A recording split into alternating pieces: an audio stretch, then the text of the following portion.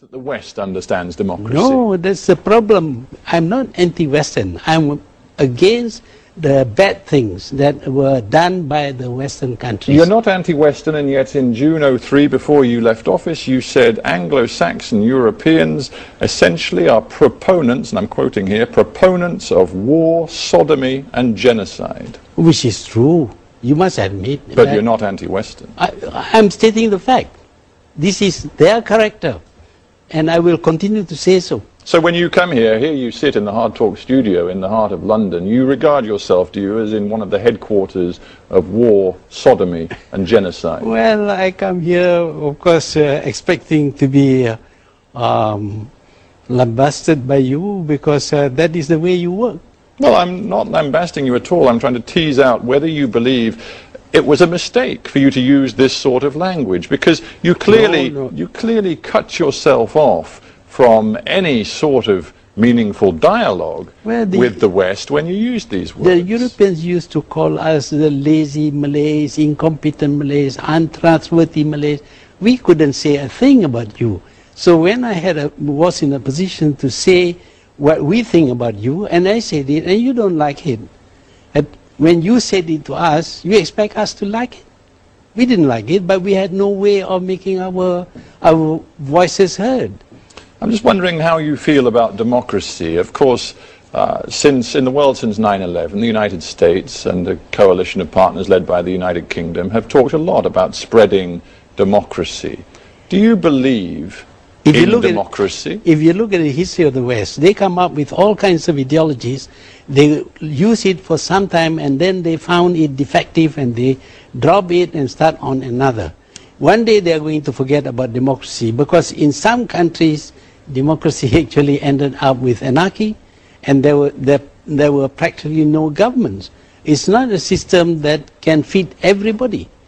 You must have a certain understanding of the limitations of democracy in order to make it work. Is that why you were not a Democrat, why you in the end did behave like a dictator? Well, that is something that the West would like to say about me. I'm a dictator. Well, I'm just quoting your own words from 2002. You said, it's good governance people need. You said, feudal kings, even dictators, have provided and can provide good governance. That is very true. That is very true. So why disguise your real feelings? Why not just say to me, yes? The great civilizations of the past did not have democracies, and yet they became great. It's not necessary that the system will work for everybody. But if you have a bad leader, even the democratic system would fail. You must remember that it is a democratic country which dropped atom bombs, killing 200,000 people. How do you think the Malaysian public will respond to you saying, look, you know what, democracy isn't the best system, and in fact dictatorship can often work better? I went through 5 elections, and I won all the elections with a 2/3 without a majority. free press, locking up many of your opponents. That you go again about locking up many of my opponents. Who were they?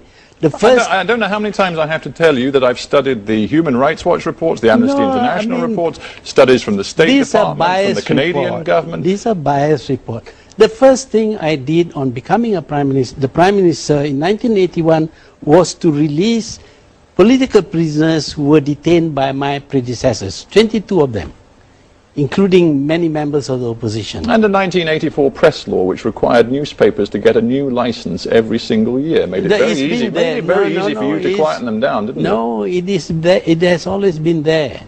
The press law has been there because you we live in a country. You know you did. Oh, no, I didn't.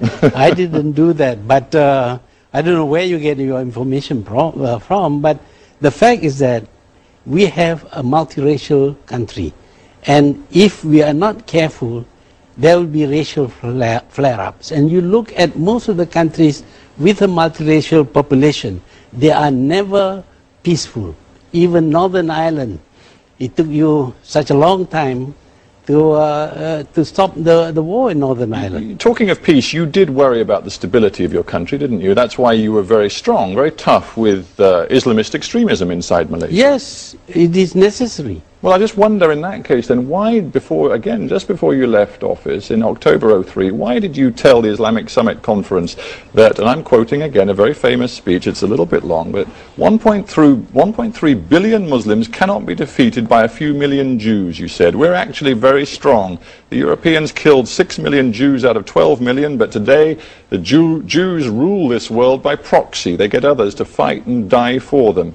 You went on to say, but the Jews have become arrogant, and arrogant people, like angry people, will make mistakes, and there may be a window of opportunity for us. I'm stating facts. I'm willing to say that again and again, that this is what has happened. Anti-Semitic and racist, that was called by many governments and people around the world. This idea about anti-Semitism is created by the Jews themselves. We cannot say anything. In fact, journalists have been arrested for saying something against the Holocaust and jailed for 3 years. Where is the freedom of press? So those words I quoted, in your view, are not anti-Semitic? No, they are not anti-Semitic. I'm just quoting facts. The fact is that the United States obeys what Israel wants it to do.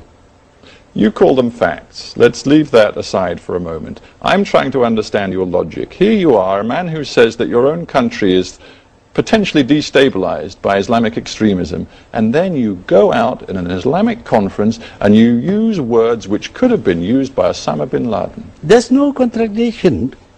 No contradiction at all. Well, forgive me, but I see a major I don't want Islamic terrorism any more than I want Jewish attacks against Israel or American bombs on Baghdad. It is not incompatible. Do you feel confident that people still listen to your message? Well, I wouldn't be able to say. In Malaysia, people Why should people worry about me? In Malaysia, people say, and I'm talking about the Prime Minister, the Leader of Opposition, it is time for you to be quiet. Why should I be quiet? You mean to say when they are doing something that is wrong to my country, and I should not say anything? I would be irresponsible if I were to do that. Dr. Mahathir Mohamad, thank you very much for being on Hard Talk. You're welcome. Thank you very much. Perjuangan kita belum selesai kerana hanya yang cekal dan tabah dapat membina mercu anda